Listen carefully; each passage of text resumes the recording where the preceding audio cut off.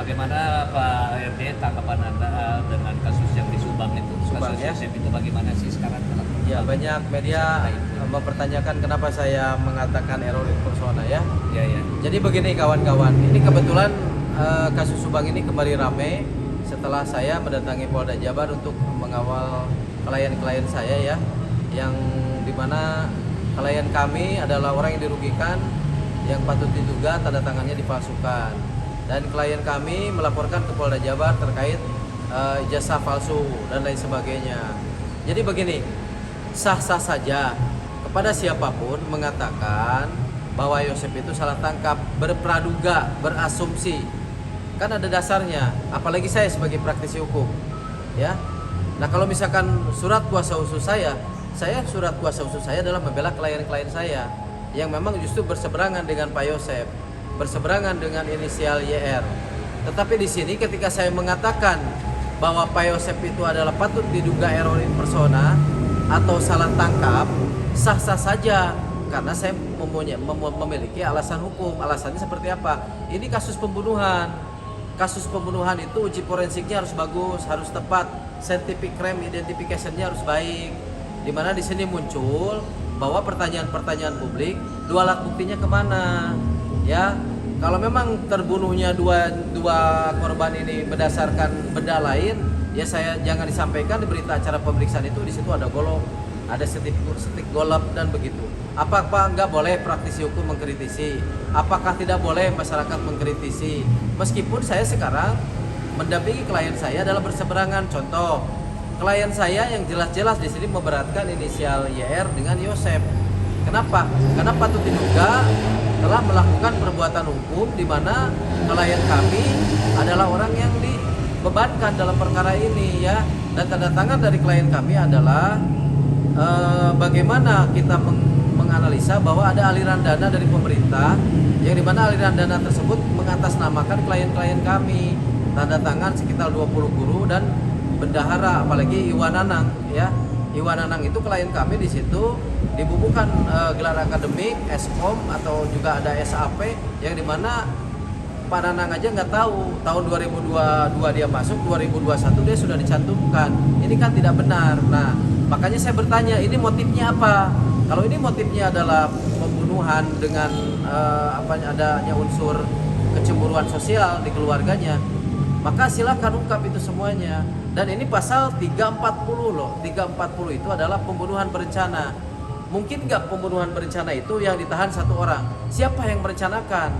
Kalau pembunuhan berencana itu direncanakan dulu terlebih dahulu. Kok sekarang ada 3 tersangka yang masih di luar? Apakah harus menunggu keputusan Yosep dulu? Ya, sebetulnya kan perkara ini harusnya lebih sigap karena Polda Jabar sedang disorot oleh halayak publik ya kan, untuk menegakkan hukumnya ini jangan sampai salah. Nah, di sini saya mengatakan dari analisa saya dari proses persidangan, berita acara pemeriksaan, dakwaan, saya kan sah-sah saja mengatakan dasar pengetahuan saya tentang jalannya proses hukum ini. Saya mengatakan patut diduga Yosep itu error in persona, salah tangkap. Bukan saya membela Yosep, justru dengan pelaporan kami itu memberatkan Yosep. Tapi siapapun Yosep di sini adalah individu manusia yang harus dibela haknya, ya. Kalau misalkan analisa saya benar dan ternyata Yosep itu diperjuangkan oleh rekan sejawat saya Advokat Rohman dan ternyata dibanding atau dikasasi PK bahwa Pak Yosep ini benar salah tangkap dan muncul ke permukaan adalah pelaku sebenarnya apa? Berarti analisa saya benar dong. Jadi tidak ada salahnya mau Anda masyarakat, mau Anda LSM, OKP, media, advokat, presiden sekalipun, nggak ada salahnya untuk mengkritisi, untuk punya asumsi, untuk punya praduga, kan begitu. Karena berlainan keyakinan hukum dengan saya, didasari dengan peristiwa hukum yang menurut saya tidak menjawab pertanyaan saya. Ya, ini uji forensiknya harus jelas. Kalau ditemukan barang bukti, mana sidik jarinya? Benar nggak sidik jarinya berkaitan? Ya, sementara di sini ada beberapa DNA asing dan sebagainya.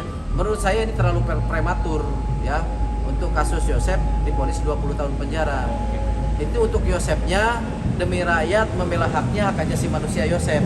Tetapi dalam perkara saya, Yosep adalah orang yang akan kami beratkan karena memang klien kami merasa diberatkan dengan tanda tangan palsu atas nama pengurus dari yayasan. Ingat, badan hukum yayasan itu orang yang bertanggung jawab penuh untuk yayasan itu adalah pembina, yaitu Bapak Yosep.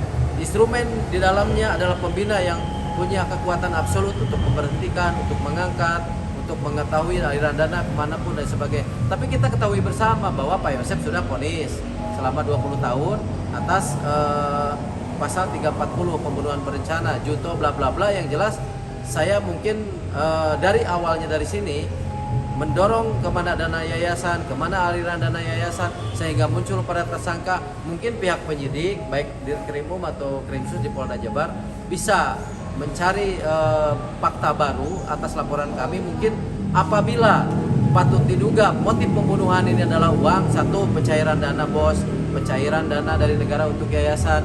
Terus di situ kami mendengar ada juga sebelum pra pembunuhan ini ada nominal yang besar yang memang mengaitkan dengan Ibu Titi dengan seseorang jual beli tanah dan sebagainya. Kan kalau muncul ke permukaan ini adalah motifnya uang, kan kita harus curiga. Makanya kita di sini harus mengkritisi, ya, jangan sampai tertukar mana yang benar mana yang salah. Tapi ketika saya mengatakan secara tegas saya adalah pembela untuk 6 klien saya terkait tanda tangan palsu dan ijazah palsu, jangan sampai ya kawan-kawan lupa. Di sini banyak teringat dari kawan-kawan ini adalah motifnya motif apa? Motif uang, ya, karena tidak ada motif yang lain. Nah, terus saya melihat ketika seseorang divonis 20 tahun dia merasa nggak terima bahwa saya salah tangkap, saya difitnah, saya tidak pernah bertemu Danu waktu pasca atau pra pembunuhan tersebut. Kan perlu kita mengkritisi, ya. Jadi saya tegaskan sekali lagi yang terakhir, saya disumpah itu untuk membela keadilan, ya, bukan membela yang salah, tapi saya membela haknya. Jadi kalau ada yang mengatakan, wah saya Erdelau ini adalah ciptaannya Rohman, Erdelau ini adalah muncul dari koma-koma TikTok yang didorong oleh EPS, oleh para media, itu tidak benar, ya. Saya berdiri sebagai penegak hukum membela klien-klien saya, dan saya mengatakan kejadian yang menimpa kepada Yosep adalah error in persona, itu hak saya. Saya adalah praktisi hukum di sini. Saya tidak mengait-ngaitkan. Jadi apapun yang terjadi dalam peristiwa hukum ini, Yosep adalah orang yang akan kita beratkan dengan YR di dalam perkara hukumnya. Tetapi kalau misalkan di penegakan hukum ini ada yang lemah, wajib saya untuk mengkritisi karena di sini adalah penasehat hukum untuk masyarakat. Begitu kira-kira. Terima kasih. Terima kasih, Mas.